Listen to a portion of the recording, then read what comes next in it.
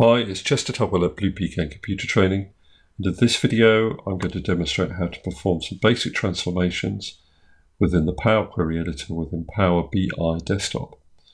What I want to do is create a little report that tells me the total revenue for each product within my transaction database, but I only want it for the current year. So the first thing I need to do is do some transformations on this date column. You can see that the dates aren't in the correct format. So what I'm going to do is select that column, and I'm going to go to the Transform tab, and I'm going to change, first of all, the data type to text. If I change it straight to date, it will perform an error for me, and I'm going to add a new step. Then, once it's text, I can change it to date, and again, I do need to add a new step, otherwise it will cause an error. There we are, I have my dates. Now the next transformation I need to perform is on the product description column. I need the brand to be in a separate column. So what I'm going to do is select that column, and still on the Transform tab I'm going to go to Split Column by Delimiter. The delimiter in this case is the space hyphen space between the brand and the product description.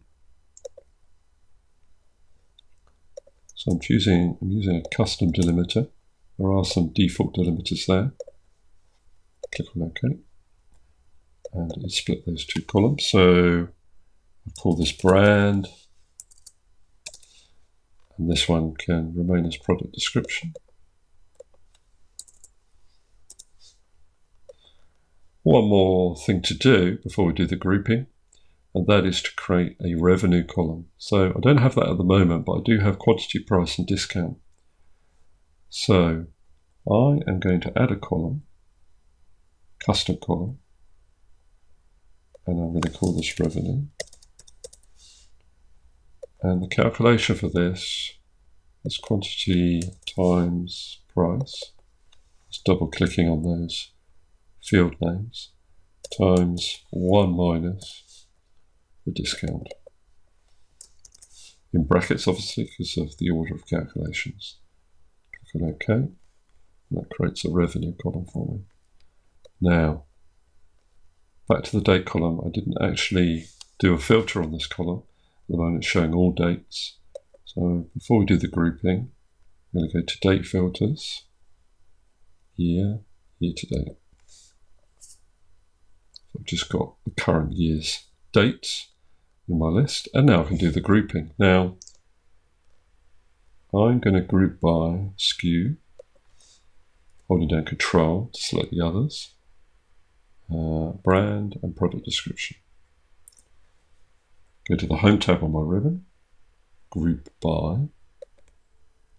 So it lists the columns I've selected, and if I need to add more columns, I can do so there. New column name, revenue total. And the operation I want to perform is a sum of revenue. Click on OK. And there we have it. We have the total revenue for each of our products.